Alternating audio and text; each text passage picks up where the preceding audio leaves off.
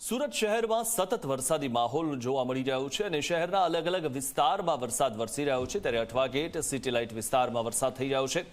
અલગ અલગ વિસ્તારમાં વરસાદથી ઠંડક પ્રસરી છે અને જે રીતે દક્ષિણ ગુજરાતમાં મેઘરાજા મહેરબાન થયા છે અને આગાહી પણ છે, કારણ કે હવે જ્યારે વરસાદ છે તે વિદાય લઈ રહ્યો છે, પરંતુ જે દક્ષિણ ગુજરાતમાં વરસાદની આગાહી છે ત્યારે શહેરના અલગ અલગ વિસ્તારમાં વરસાદ થઈ રહ્યો છે। સુરતમાં મેઘરાજા આજે સવારથી જ મહેરબાન થયા છે અને શહેરના અલગ અલગ વિસ્તારમાં વરસાદ થઈ રહ્યો છે, તો અલગ અલગ વિસ્તારમાં વરસાદથી ઠંડક પણ પ્રસરી છે।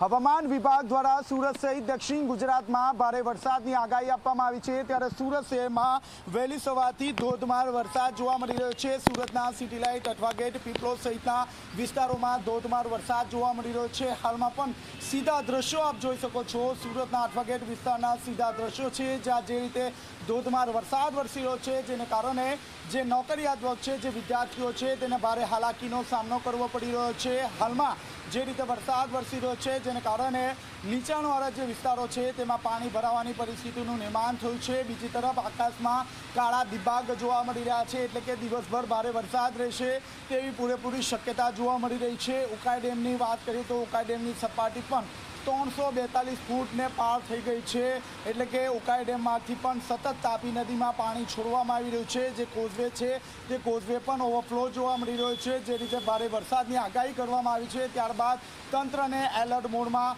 મૂકી દેવામાં આવ્યું છે। ખાસ કરીને જે ઉપરી અધિકારીઓ છે તેમને સ્ટેન્ડ બાય રહેવા માટે આદેશ કરી દેવામાં આવ્યો છે। બીજી તરફ આપ જોઈ શકો છો જે રીતે ધોધમાર વરસાદ વરસી રહ્યો છે, જેને કારણે જે ખેડૂતો છે તે ખેડૂતોમાં ખુશીની લહેર જોવા મળી રહી છે, કારણ કે ડાંગર, શેરડી સહિતનો જે ઊભો પાક છે તે તૈયાર થઈ ગયો છે અને સૌથી વધુ ડાંગર અને જે શેરડીનો જે પાક છે તેને પાણીની તાતી જરૂરિયાત હોય છે। ત્યારે હાલમાં જે રીતે વરસાદ વરસી રહ્યો છે અને પાણી મળી રહ્યું છે, ત્યારબાદ ખેડૂતોમાં ખુશીની લહેર જોવા મળી રહી છે।